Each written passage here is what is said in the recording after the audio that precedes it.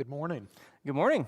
and welcome to our Coffee and Clergy. I'm Pastor Doug Chinberg. I'm Pastor Scott Pitch. For those of you who are back with us, welcome. If it's your first time, we're glad to have you with us. Yeah.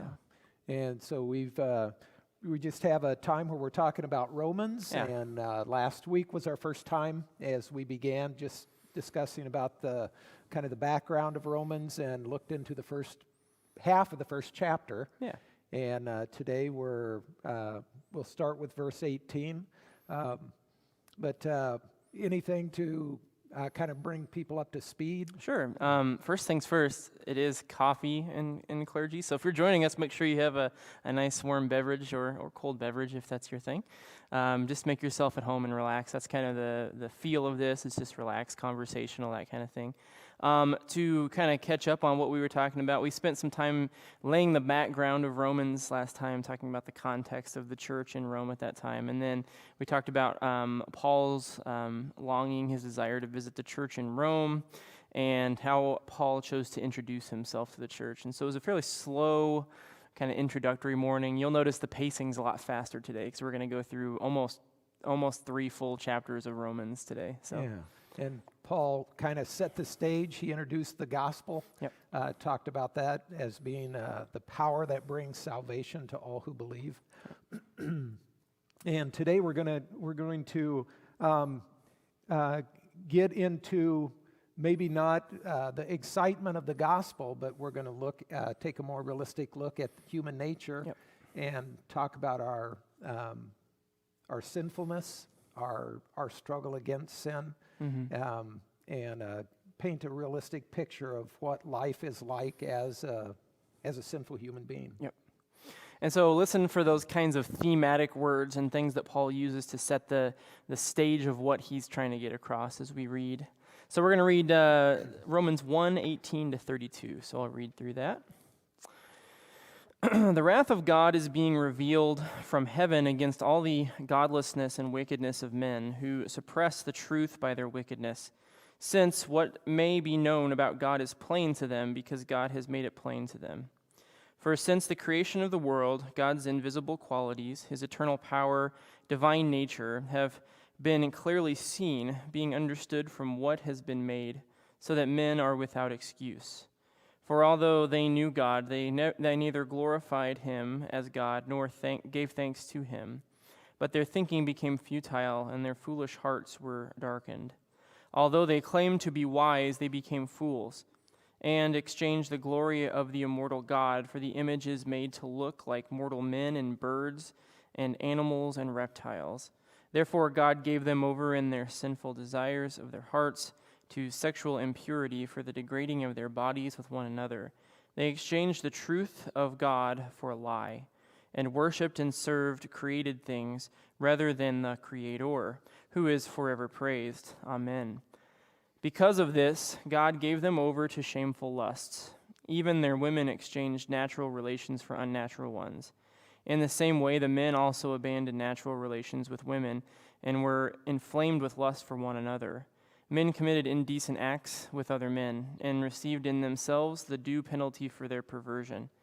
Furthermore, since they did not think it worthwhile to retain the knowledge of God, he gave them over to a depraved mind, to do what ought not to be done. They have become filled with every kind of wickedness, evil, greed, and depravity. They are full of envy, murder, strife, deceit, and malice. They are gossips, slanderers, God-haters, insolent, arrogant, and boastful. They invent ways of doing evil. They disobey their parents. They are senseless, faithless, heartless, ruthless. Although they know God's righteousness, his righteous decree that those who do such things deserve death, they not only continue to do these very things, but they also approve of those who practice them. Okay. Not a very flattering picture of human beings. Yeah. And yet one that not just then, but throughout all history and even today we see. So it's one of those, it's the kind of ugly side of the mirror that it shows us all our warts and blemishes. Yeah. So as we talk about sinfulness of man, there are different standards by which people say what's right or what's wrong, and so how do some people choose what's right and what's wrong? Well, that's the thing about kind of the philosophy of the day of postmodernism, is it's all about each person and each group of people has their kind of own standard for morality, for right and wrong, for the way that you conduct your life. And on the one hand, that has some good things to it, that people who are marginalized in society have a voice, but on the other hand, it also creates an area where if everyone has their own right, is there really such a thing as right anymore? Right. If everyone has their own wrong, is there really any such thing as wrong anymore? And so people will say, listen to your heart, follow your conscience, let your conscience be your guide. I'm kind of quoting Disney lyrics right now, but that's essentially what it's kind of become in our society, is each person has their own right to say what is right. And can that in itself be a problem if everybody has their own right and their own wrong? Well, since we have sinful hearts as human beings and we're enemies of God, yeah, it's wrong for us to say what is wrong and what is right. Okay. We don't have the authority to say what's right. And that in itself can cause tension Yeah. between people. Yeah. If one person has one understanding of right and wrong and another person has another understanding of right and wrong. Absolutely. And yet, as we look at the world, there seems to be a common standard, and we'll get into that later. But and we thank the Lord as people of God that God has given us His standard of what's right and wrong, and not that we can follow it, and that's what we're going to get into in our text for today. As we look at verse 20 here in Romans chapter 1, it kind of reminds us of Psalm 19, verse 1, that talks about the heavens declare the glory of God, the skies proclaim the work of His hands. How do the things that have been made give clear evidence of God's eternal power and His divine nature? Yeah, the creation testifies to the Creator. I mean, it's one of the simple truths of just human existence is we have enough intelligence to know that whatever made this must be intelligent. It's nothing that we have made as human beings. It's come about with order, with purpose, came about as an accident. And so we know that there's, just cognitively, we have a strong intellectual responsibility to say that this must be part of a creation and that there must be a creator. Yeah. We see the intricacies of the creation. Whether you look at a telescope and look out into the universe, you see the order of how everything fits together and works together. If you take a microscope and you look at the smallest particles and elements, and even look into our own bodies and how they work and function, it's amazing at the design and the complexity that we find, and yet it all works together as God intended. Yeah. So it's interesting that it comes up here in Romans. I mean, it's a good place to set the stage for how we know what's right and wrong. We'll go to the Creator, And he gives us all that we need as He reveals Himself, as He reveals our nature and His nature. Yep. Yeah. All right, in verses 21 to 23, Paul says they exchanged the glory of the immortal God for images made to look like mortal man and birds and animals and reptiles. What example can you think of how we worship created things rather than our Creator? Yeah, we can look back and we can see how people have all in God. They still often have something they look to find godlike characteristics and qualities, things that they admire and want to become like, things that fascinate them and wonder, and things that they praise and look to find their own strength and purpose and meaning. Yeah, and this is where I think going to Martin Luther's writings helps. He has two things that he talks about when he talks about a God. He defines the word God, or the definition of a God, as that which we look to for the highest good. And so that's something to keep in mind, as human beings always have something that they put at the top of the pyramid of their life. And whatever that thing is, whatever that highest attainment or that greatest pursuit is in your life, that's your God. The other thing he talked about is how humans are idol factories. We constantly are making things in our life to put on the top of that pedestal. We are constantly trying to find things to worship and to put at the top of our lives, to fill that space where God rightfully should be. Yeah. So whether it's a sports star or a top athlete or an actor or a musician, our own intellect, our own achievements, anything can fit that position, definitely. Yeah. And then not only do we put it there, but then we find out that those things weren't made to be God. Mm-hmm. And sometimes our world or other people's world comes crashing down because only God can be God. Yeah.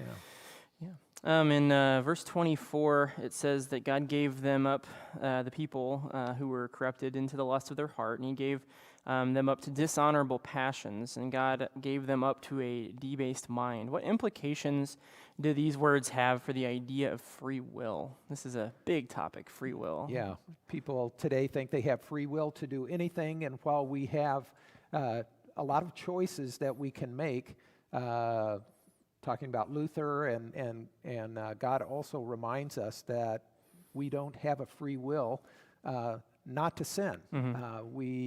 We sin all the time, and we can't help it. Yep. We have a spirit that is turned in on itself, that looks to itself naturally rather than to God, and God in these texts allows people to, in a sense, let sin run its course in their life. Mm-hmm. And it can bring people to ruin. It can bring hardship and suffering, and a lot of things that bring hurt and pain into the lives of people. And this takes us back to the idea of the Garden of Eden, that the only choice that we as fallen people can make is the choice to eat that fruit, that sinful temptation that's before us. Of our own will, our own power, we can't do what's right. We don't have that ability. That's why we need Jesus. That's why we need the Holy Spirit to help us make the good choices in life. Yeah. And some people may say, wait a second, God has allowed me to do good things and to help other people, and he does that. And that's in the sanctified life. We'll talk about that later. But without God, while we can do things that help people, even our best actions, our purest motives are tainted beyond what we realize and what we understand. Yep. And so we struggle with that. Another question, and if sinners suppress the truth, as Paul talks about in verse 18, how can Paul say that truth is clearly perceived?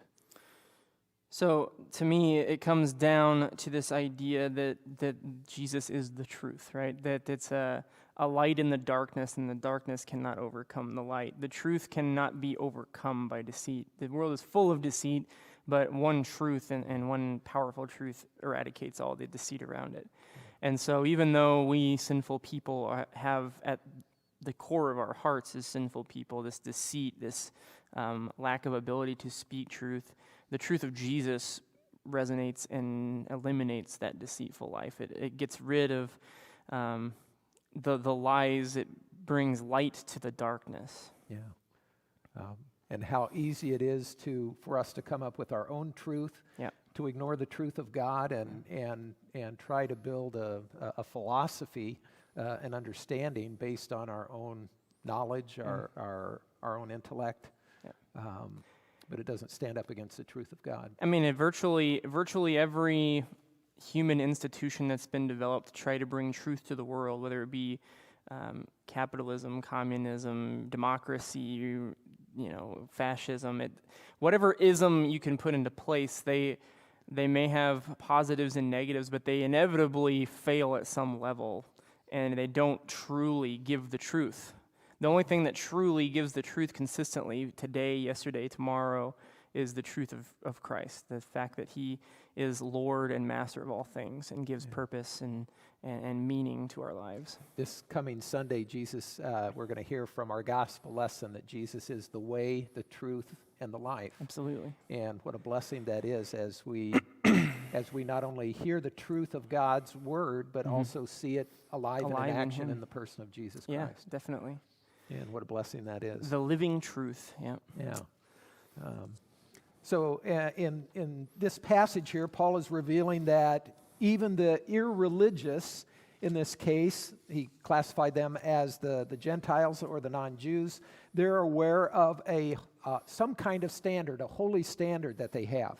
And so what are the ways in which even those who deny God in all of his grandeur and all of his glory demonstrate an unspoken awareness of some kind of moral absolutes? Yeah, this is what we call the natural law, and it's written on our heart. We can't get away from that kind of burning sensation when we do something wrong. It's the idea that you don't have to teach a 2-year-old that it's wrong to break a lamp. When they break a lamp, they go and hide because they know they've done something wrong. You never told them, don't break that lamp, that's wrong, but they know they've done something wrong. It's something within our human natures that we know across all societies that it's wrong to kill people. It's wrong to take their hard-earned wages or their possessions. It's wrong to steal your neighbor's wife. It's wrong to do things. Even without a written law in stone or on paper, we have a law written on our heart where we know intuitively within us that there are things that are right and things that are wrong. Yeah, I've always thought it's interesting that sometimes even those people that society may say are some of the worst people, they still have standards and rules that they live by. Yeah. People in prison, they have a moral code of things that you do or don't do. People that are in gangs, they have rules that they follow. And if you break the rules, there are consequences, but there are things that you do that are right and wrong according to the group that they're a part of. The code that you kind of set for yourself and for others, yeah. Yeah, so there's always some kind of standard that people live by. The danger is when we set up that standard ourselves rather than recognize the standard that God has given and the blessings that come from it. All right, move on to the next section. Move into the next chapter. I told you we were going to go quickly on this, so we're going to move on to chapter 2. And we're going to read 2 verses 1 all the way through chapter 3, verse 8. So this section is on God's righteous judgment and how the law does not provide righteousness for us because we don't keep it perfectly. Yeah. So let's take a read. Do you want me to read the first half of it? Sure. Okay, I'll read through verse 16. Sure. It says, "You therefore have no excuse, you who pass judgment on someone else, for at whatever point you judge the other, you are condemning yourself, because you who pass judgment do the same thing. Now we know that God's judgment against those who do such things is based on truth.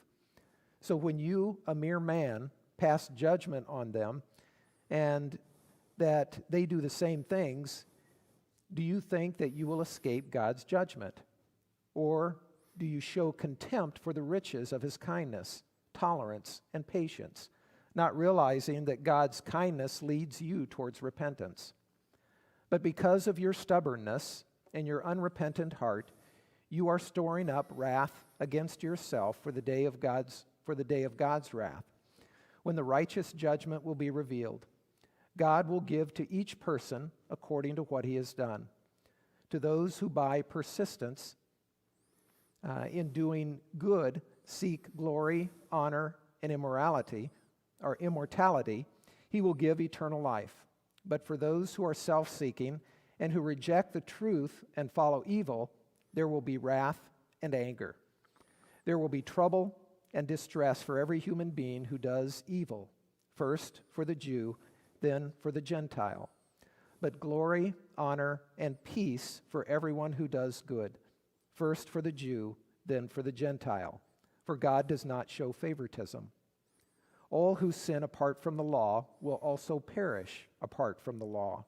and all who sin under the law will be judged by the law. For it is not those who hear the law who are righteous in God's sight, but it is those who obey the law who will be declared righteous. Indeed, when Gentiles do not have the law, and they do by nature things required by the law, they are a law for themselves, even though they do not have the law, since they show that the requirements of the law are written on their hearts, their consciences also bearing witness, and their thoughts now accusing, now even defending them. This will take place on the day when God will judge men's secrets through Jesus Christ, as my gospel declares. Now you, if you call yourselves a Jew, if you rely on the law and brag about your relationship to God, if you know his will and approve of what is superior because you are instructed by the law, if you are convinced that you are a guide for the blind, a light for those who are in the dark, an instructor of the foolish, a teacher of infants, because you have in the law the embodiment of knowledge and truth, you then, who teach others, do you not teach yourself? You who preach against stealing, do you steal? You who say that people should not commit adultery, do you commit adultery? You who abhor idols, do you rob temples? You who brag about the law, do you dishonor God by breaking the law? As it is written, God's name is blasphemed among the Gentiles because of you. Circumcision has value if you observe the law, but if you break the law, you have become as though you had not been circumcised. If those who are not circumcised keep the law's requirements, will they not be regarded as those who were circumcised? The one who is not circumcised physically and yet obeys the law will condemn you, who even though you have the written code and the circumcision are a lawbreaker. A man is not a Jew if he is only one outwardly, nor is the circumcision merely outward and physical. No, a man is a Jew if he is one inwardly, and circumcision is circumcision of the heart, by the Spirit, not by the written code. Such a man's praise is not from men, but from God. What advantage, then, is there in being a Jew, or what value is there in circumcision? Much in every way. First of all, they have been entrusted with the very words of God. What if some did not have faith? Will their lack of faith nullify God's faithfulness? Not at all. Let God be true and every man a liar. It is written, so that you may be proved right when you speak and prevail when you judge. But if our unrighteousness brings out God's righteousness more clearly, what shall we say? That God is unjust in bringing his wrath on us? I am using a human argument. Certainly not.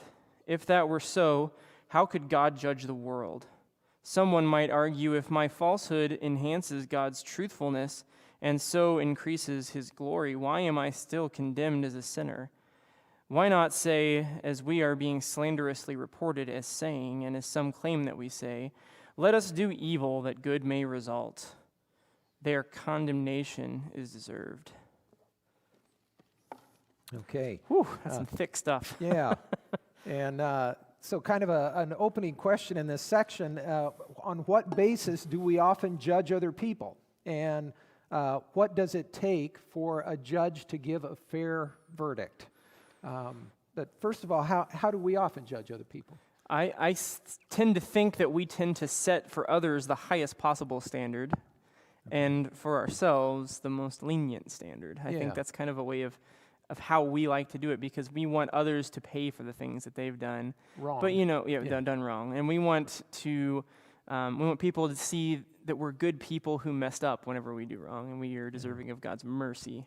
And the thing that God does is he levels the playing field. He says, no, there is no lenient standard. There is no higher standard. There's only my standard, and that's the higher standard. Yeah.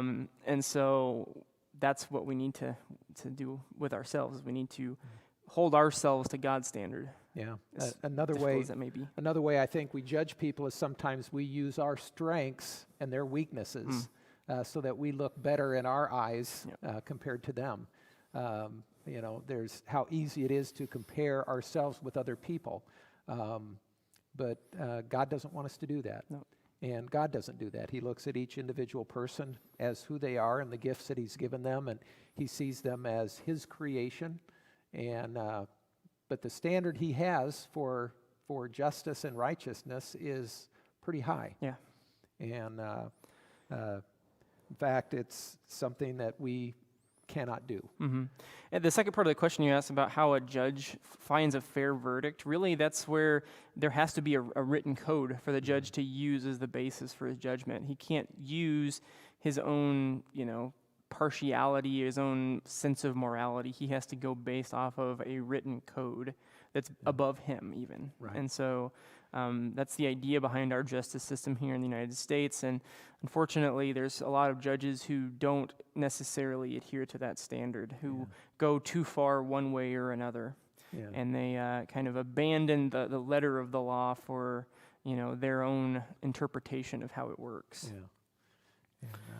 And so we have a standard that God gives us, and it would also be a danger if they have, as you mentioned, if they bring in their own interpretation that distorts the law and doesn't bring justice. Yeah. So. All right. Paul begins to focus more narrowly on those inside of the religious institution and community there in Rome. And it's not just those people out there who are sinners, but the acknowledgement that the people on the inside are also sinners. Why does Paul say that when we judge others, we condemn ourselves? And Jesus himself talked about this, I think, of the Sermon on the Mount and in Matthew's Gospel. Jesus said, "Don't judge others, or if you judge others, you too will be judged." And so we're reminded that anytime we judge others, we try and place ourselves above them and condemn ourselves. Yeah. And we recognize by bringing judgment, we recognize that there's a standard, and we fall short of that standard as well. Mm-hmm.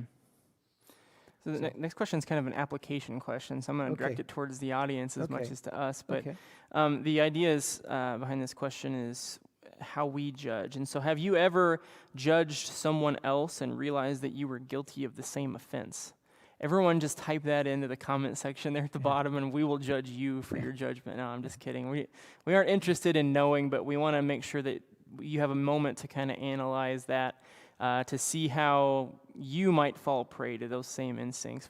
We're very, very much more likely to see ourselves in a good light when in reality we need to be more critical of ourselves. And I think of times where I love my parents, but they may have done something and I thought to myself, I will never do that. Or I've seen other parents that have children and they treat their children in a certain way, and I would say, I'm never going to do that. And there have been times where that same day that I made that comment, I have done the very same thing that I said I would never do. Yeah. And I don't know how many of our folks have done that as well, but it's easy to fall into that trap. It's easy to say, I will never do that. Yeah. And God I think He has a sense of humor to remind us that we fall into that trap daily and struggle with sin. Yeah, I was just thinking about being on the road and some driver forgets to use a blanker, and I have some choice words for that driver, and then the next day on the way into work I do virtually the same thing, and I go, sorry. Yeah, it wasn't that big a deal. Not that big a deal. Yeah. Sorry, buddy. I had to do it. That's it. So another question: if trouble or tribulation will come to every evildoer, first to the Jews, then to the Greeks, as it says in chapter 2, verse 9. And peace to everyone who does good, first to the Jews, then to the Greeks. How can Paul say that God shows no partiality? I think that comes down to that standard. God has set a standard, and He's made it clear and apparent for everyone, whether or not you know the written law or the natural law in your heart. You know what's right and what's wrong in your heart of hearts. You may decide to act on a different standard based on convenience or based on what makes you feel good, but you know what's right and what's wrong. And so everyone knows the standard. And if you don't know the standard on your heart, it's written in the book. Yeah. So everyone has the same standard, even those within the church, those outside of the church. There is right and there is wrong in the world. Yeah. And so God doesn't show partiality, because those who break the law are subject to the consequences of breaking the law. And those who keep the law, we'll get into what that means a little later, but those who keep the law receive the just reward for keeping it. So, yeah, the blessings that God gives.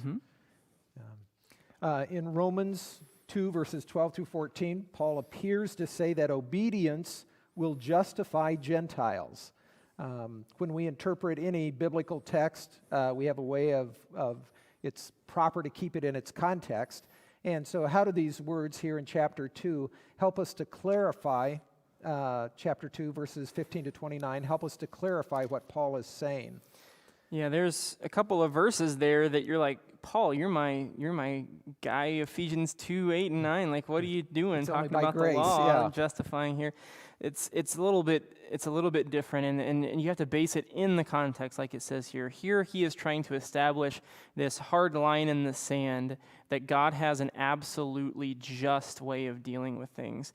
There's people on the right side of his line of justice and the wrong side of his line of justice. You keep the law or you are against the law. And like we said, we'll talk about what it means to keep the law here in a little bit, what it means to be righteous in God's eyes, what it means to be good.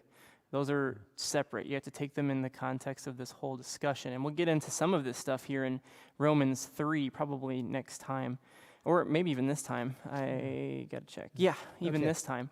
And so we'll get into some of that. But that's why you can't take one verse out of context, because it may sound at first like Paul is saying you are righteous based on your keeping of the law. Yeah. It's not really exactly what he's saying. And a question is, if we kept the law perfectly, would that give us? Yes. Would we be righteous and have salvation? Exactly. And the answer to that is yes, we would. But the other reality or truth is that no one keeps the law. No, not one. And, yeah. And that's coming up. Yeah, that's coming up. So we all struggle with that. And so according to Romans chapter 3, what are the advantages that the Jews have? Here he talks about, he asks that question, what advantage then is there in being a Jew? Or what value is there in circumcision? So do the Jews have some kind of advantage? Absolutely. I mean, they've got the law, the testimony of the law and the prophets that point to who Jesus was. They have God's clear expression of how his people are to live their lives in faithfulness to him as he's faithful to them. So, yeah, there's a lot of advantages. The same advantage of being a Christian today. If you have a long lineage of familial Christianity, you've been in this your whole life, you were raised as a child, and you know all the ins and outs, there's an advantage there in knowing that God has had you your whole life versus somebody who might come in later in life. They are starting fresh. Everything is new to them. It can be hard to know exactly how to conduct yourself or what to do, how to try and keep the law, how to bring your prayers and praises to God. It's a bit of a challenge, but we rejoice that God still brings people into the fold even later in life, and there's a lot of people who have very strong faith who do that. Yeah, and I think the Jewish people from the Jewish faith, they can look back on their history, and they recognize what their history is, who their history is about.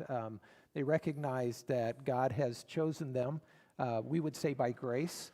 He's chosen them even as he's chosen us, but they can look back and see their history, and they have great people of the past that they can look to and admire and recognize that God worked through them even as he is at work today. Yeah. And they can celebrate that and talk about that as their history. Sometimes we read our history books today, and the Jewish nation is just a part of history, which it is. But as you mentioned, as Christians, it's a part of our history as well. It is, yeah. Being people of God. Okay. So this next question is a practical one. How do you react when you see a well-known Christian leader exposed for some kind of sinful behavior? Yeah, that can often be, and different people react in different ways. It can bring disappointment when there's been someone that we admire and look up to that falls with some kind of sin. There can be people that actually are caused to turn away from the faith because they have placed such high expectations of those around them, and then when they're disappointed, they realize there's no one that they can trust, and they think that the Christian faith is then empty. Yeah. So there's a lot of different ways that people act. Disappointment, they can be angry, they can bring judgment, they can say, I will never do that, and then it can bring problems if we begin to have pride and say, I'll never fall into that kind of sin, and or I'll never struggle with that kind of sin or behavior. I think, this question, it makes us think of the worst kinds of sinful behaviors, like, marital unfaithfulness or things like that. But all pastors, all church leaders are sinners and have sinful behaviors every day. And so this is why it's important, I think, for pastors and leaders in the church to be upfront with the people that I'm not Jesus, I'm not God, I'm not the perfect example for you to follow. And when I fail, to some degree, you should expect that. And my prayer is that you'll be merciful to us pastors. We're sinners too, in need of Jesus' forgiveness. And I think that the pastors and the teachers who lead congregations, who set themselves up to be this mega holy man, and then they could become corrupted due to a sinful behavior, that really destroys people's faith in a lot of instances, because they put so much reliance on that pastor, that leader.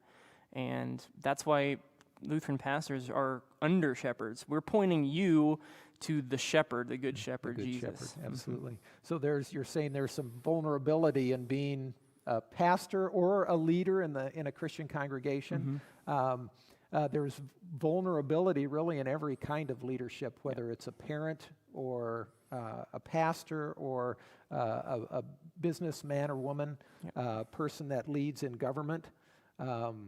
And God encourages us, invites us to, that vulnerability calls for humility and honesty and confession.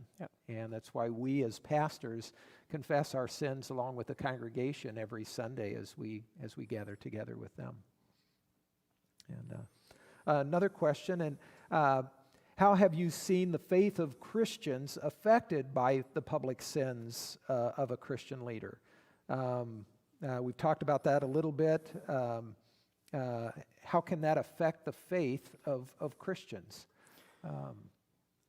We mentioned that it could destroy their faith. It could cause them to question the faith. There was an example. I won't give specifics, but there was an example where there was a Lutheran pastor, probably 15 years ago now, who cheated on his wife and ended up divorcing her and marrying the woman that he was cheating on his wife with. And it destroyed the entire congregation. There was a congregation, I think, of around 300 people. And they had a split in the beginning where there was the people who stayed in the congregation, the people who left.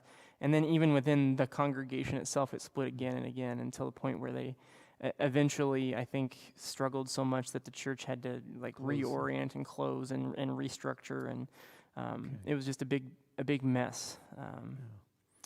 It can cause a lot of damage when something like that happens. And that's one of the reasons why Satan often attacks pastors and leaders in the church, and because he recognized that it can bring destruction. So one of the things that we ask of our people all the time is that they keep us in their prayers, that they lift us up and ask for God's guidance and protection and blessing as we fight against that wily foe. Yep, definitely. So, shall we look into this last section? Sure. Okay. This last section is Romans chapter 3, verses 9 to 20. And the heading on this section simply says that no one is righteous. No one is righteous. And you want me to read it? Sure. Okay. It says, what shall we conclude then? Are we any better? Speaking of the Jews, are they any better than the Gentiles? Not at all. We have already made the charge that Jews and Gentiles alike are under sin. As it is written, there is no one righteous, not even one. There is no one who understands, no one who seeks God. All have turned away. They have together become worthless. There is no one who does good, not even one. Their throats are open graves. Their tongues practice deceit. The poison of vipers is on their lips. Their mouths are full of cursing and bitterness. Their feet are swift to shed blood. Ruin and misery mark their ways. And the way of peace they do not know. There is no fear of God before their eyes. Now that we know that whatever the law says, it says to those who are under the law, so that every mouth may be silenced and the whole world held accountable to God. Therefore, no one will be declared righteous in his sight by observing the law. Rather, through the law, we become conscious of sin. It's a pretty hard section of the law as Paul writes this section from Romans 3. And so one of the things that he does is he says all people are the same. And so in what ways are all people the same? Well, in this sense, we're all the same because we're all sinners. Okay. We're all the same in that we were born to a mother. We're all the same in that we need food and air and water and things to survive. We're all the same in that we have emotional needs and needs for social interaction with people. We all the same, and we're all the same in certain ways. And as we stand before God, we all stand before God guilty. Yeah. Guilty of our sin and without excuse. So in the whole context of the book of Romans, you can really see that Paul's coming out strong with a machete to just hack everyone who thinks they're good to the lowest possible level. He's mowing the grass before he can do anything else. He's making everyone on a level playing field, Jew, Gentile alike, people outside the church, inside the church. Everyone is subject to the same law. Then he'll start giving us some good stuff. So we'll get there. Kind of an awkward place to end for the day, to send you off with this idea that you are completely and utterly, devoid of any merit whatsoever because you were a sinner. But that puts us in a right place, I think. Yeah, it sets us up for hearing what God wants us to hear. It does, yeah. And so we're accustomed of speaking of unbelievers and talking about them as seekers. There is indeed a sense in which all people are seeking God, and in that sense that they're seeking to satisfy their need for God with all sorts of things that aren't God. But what does Paul, as he quotes these different psalms here, what does he mean when he says that no one seeks God? Essentially means no one is putting as a priority in their life the way we should, that putting God at the very top of our list. We are idol makers. We're looking for ways of completely neglecting the position that God rightfully belongs in and giving it to some other thing, whether it be our own natures, our own hearts, the desires of our hearts, the things we want, the things we value, those kinds of things. Yeah, and in our natural condition, no one seeks after God. We seek to satisfy ourselves. Yeah. So, and how does Romans 3:18? It says there is no fear of God before their eyes. How does that relate to the passage that says, again, there is no one who understands and no one who seeks God? People who are on a path to destruction but don't see it and don't know that the deliverance from that path is to seek after God don't care. Yeah. They get lost, and they're okay being lost because they don't know there's an alternative. Yeah. I think of Luther's explanation to the first commandment. He explains the first commandment is that we fear, love, and trust in God above all things. And those are things that in and of ourselves, by ourselves, we cannot do in any way. Yep. So according to these verses, according to Romans 3:20, there seems to be a catch-22, both the benefit and a detriment of doing the works of the law. And but what is that catch-22? On the one hand, we're all in the same boat. We're all sinful before God. So we're all the same, and that might be the positive side. But the downside, while we're all in the same boat, That boat's going straight down to the that dark boat is sinking, isn't it? And we're all in trouble. Yeah. We find that we are in need of God, Mm-hmm. in need of His goodness, in need of His grace. There's nothing in and of ourselves that we can do to earn God's favor, Yeah. or to earn. Yeah. So His when we love. were talking earlier in chapter 2 about the idea that Paul might be talking about righteousness coming from the keeping the law, verse 20 takes once again a machete to that whole idea. There is no one who will be declared righteous in his sight by observing the law. I mean, that's as clear as it can really be stated. Yeah. Paul is making sure everybody understands, no matter how good of a Pharisee or a good Christian person, or no matter how many times you deliver food to the food bank, or no matter how many times you come to worship on Sunday morning, nobody is considered righteous in God's eyes because of doing those things, because of observing the law. Doesn't mean they're not good. Doesn't mean that observing the law is not what we should be doing. Matter of fact, we should be doing those things, but we have to acknowledge that they do not make us righteous in God's eyes. Those are things that are a result of being made righteous through Christ. So here's a practical question. How would you explain God's word, as it's talked about here, to a person who believes that he or she is a good person and not guilty of any serious crimes? Kind of, again, put it into practical terms. A lot of people see themselves as good people. I haven't killed anyone. I haven't stolen anything. What can we say to them? Let the law do the work. I mean, that's the thing. The law is written on people's hearts whether or not they know Romans chapter 3 or the 10 Commandments. They know what's right and what's wrong. They know that there's something about them which is not quite right. And until someone talks to them about that and helps to see that even though they think they're okay, they're really not okay. They're on a sinking ship with the rest of us. Until they acknowledge that, there's no recourse for them to move forward. They're not going to understand, therefore they won't seek God, as Romans 3 said. So it's good that people tend to think that the gospel is good and the law is bad, but no, the law is good too. We need the law to understand our position before God, so that way we know our need for the gospel. Yeah, absolutely. Yep. And another way that we talk in the Lutheran Church about sin is in our confession of sins on Sunday morning. And when we do that, our liturgy tells us that we are by nature sinful and unclean. So what does that mean? It says that we sin against God in our thoughts, in our words, in our deeds. How do we talk about that with other people? First of all, that we, even by nature, I appreciate that, because sometimes we think it's only when we actually do something that we sin, but even in our nature. In confirmation class, we talk about how in God's sight, we're not righteous. We're actually the opposite of righteous. There's 3 ways he describes us. We are spiritually blind, spiritually dead, and actually enemies of God. And that's what the Bible has to say about our human nature. There's nothing redeeming in our human nature whatsoever.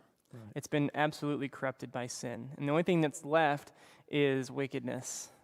It doesn't seem like when you look at a little baby, this is a seed of wickedness growing up, the son of their first father, Adam, but that's really who we are in our heart of hearts. Without that heart being transformed and being made clean, to go back to that psalm, penitential psalm. And as I have baptismal meetings with families that come in to have their child baptized here at King of Kings, one of the things I say is that you will never, usually, parents do not teach their children how to do something wrong or bad. And yet, as they grow up, they naturally learn how to do that. They can look mom and dad in the eye and tell them no when mom and dad ask them to help out in some way. We can ask them not to be mean to a brother or sister, yet if they want the toy that they're playing with, they can go over and push their brother or sister down and take the toy away from them. And even when parents don't teach that, children can do that, and it reminds us that that sinful nature is there. Even the fact that we can get sick and die reminds us that we have been touched by sin. And it's only by God's grace that we're not left there. Yep, absolutely. That's the good news of the gospel, right? We have that truth revealed to us only when we know our true plight before the law. Okay. And it makes the gospel even more sweet. Right? Absolutely, absolutely. So we've been talking about the law here, and you mentioned confirmation class. One of the things that we talk about in confirmation class is the 3 uses of the law. Yep. And what are those? What are the 3 uses of the law? Well, the first one is a curb. You might remember this from your confirmation class, and if you haven't had that before, we're happy to share it with you. The first one is a curb. Imagine yourself driving on the road, and then you have a blindfold on all of a sudden. How are you going to know if you're still on the road? Well, you'll bump up into the curb. You'll know that you need to go back the other way. The law works the same way for us. It helps keep us on the path that God wants us to be on in our life, like a curb does. It throws us back into the middle. The next one is a mirror. The mirror is shows us our sin. Shows us our sin. You know, when you wake up in the morning, the last thing you want to do is go straight to the mirror, right? Because you know your hair's all over here. You've got that pimple that you couldn't quite get from the other day, and you've got drool smeared across the side of your face. It's not a good image, but it shows you who you really are, not what your mind thinks that you really are. And so that's the second use of the law, is it's a mirror. And you can do the third one. Third use of the law is a guide for those who recognize their sin, who confess their sin. We, as God's people, we desire to know what God's will is. And He shares us that will. His law is His will. He shares us what He wants us to do and not do. He shares with us who He wants us to be. He wants us to be holy as His children. And so He gives us the law to guide us in our life, so it serves as a guide. The image I always have in my head is from the like the little fold-out maps that you get at theme parks. You know, when you go to Six Flags or whatever, and then you unfold the map. It's a guide. It tells you literally where you are. Well, it doesn't tell you where you are, but you can find out where you are, and then how to get to where you want to get to, and you follow that path to get to that place. And it's the same way with God's law. We know that the place we want to get to is to spend forever with Him. And so how do we get there? Well, that's what the law does for us. It helps us to see the way that we conduct ourselves as people of God. Okay. And so, again, we've talked a lot about the law, and yet we also recognize that there are 2 key messages, 2 key doctrines that we talk about that are in the Bible. One is the law, and the other is the gospel. The gospel. Good news. And Paul introduced the gospel in his opening verses, talking about it as the power of God that brings salvation to all who believe. And we're going to spend some of our time next time getting into the gospel, and that gospel points us specifically to the person Jesus Christ. Yep. Who He is, what He's done, and the fact that He's exchanged His life for us, so that when God looks at us, He sees the holiness of His own Son, Jesus Christ. Yep. And then we recognize that Christ took our sinfulness. He gave us His righteousness, took our sinfulness on Himself. He exchanged places with us so that we could be righteous before God and be called His children. What a blessing that is. Good stuff. Yeah. And so join us next time, and we're going to get into some really good stuff. I think 2 and 3 are hard pills to swallow, so thanks for sticking through it with us today. Next time we're going to get on to some good stuff, some good gospel message.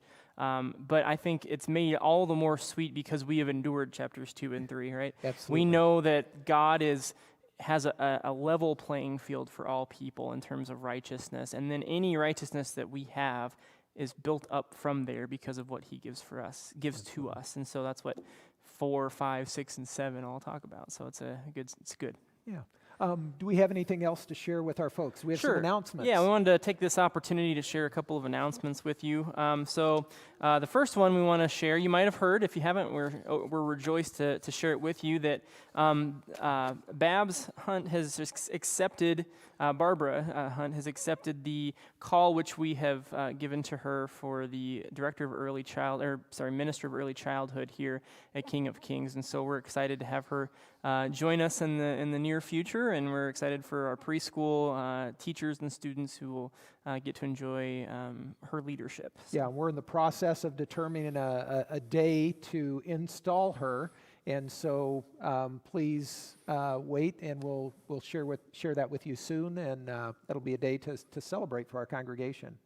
Another announcement is that we have our National Day of Prayer coming up this coming Thursday, and you'll be able to watch. It's a service that we put together. It includes a number of our staff and congregational members. There'll be a time of prayer, a time of singing. We have some groups that are singing as well as individuals, and we're going to be praying for the church, for government, for families, and so we would invite you to be a part of that tomorrow, and my understanding it will be on our website at 8 in the morning. And then the last one we wanted to do, we had a communion service this past Sunday, and it was great. We had 168 people commune with us. I think it was 188 people total. We had kids come that we could bless and talk to. Pastor Doug and I were just thrilled to see faces, even if they had masks on, and to talk with people. And many people brought canned goods. It was a wonderful thing. So we're going to try and do communion again soon. We're thinking on the 24th, which will be, 2 Sundays from this coming Sunday. And so Memorial Day weekend. Yeah, the 24th. That Sunday. Yep, that Sunday. So we'll do it, and we'll announce times moving forward. We're thinking we're still going to do 12:30 to 2, weather permitting, and then if there's an issue, we might once again bump it back to 4 o'clock. But we just want to make everyone aware that that's something we're going to do, and we're going to try and continue to do communion moving forward. It went really smoothly, and I think it's just an enormous blessing that we as God's people get from our Savior, and so we want to make sure to share that blessing and rejoice in it. So. Absolutely. And so we want to thank you for joining us today. Do we have any questions? No questions. People out there, Okay. once again, tight-lipped on that. That's okay, Okay. though. If you do have any questions, you can go ahead and throw them in the comments section, and we'll try and address those by the start of the next session. And that's all we have. So Yes. Thank you for joining us. Yeah, and the Lord bless your day. So go in peace, serve the Lord. Thanks be to God. Thanks be to God.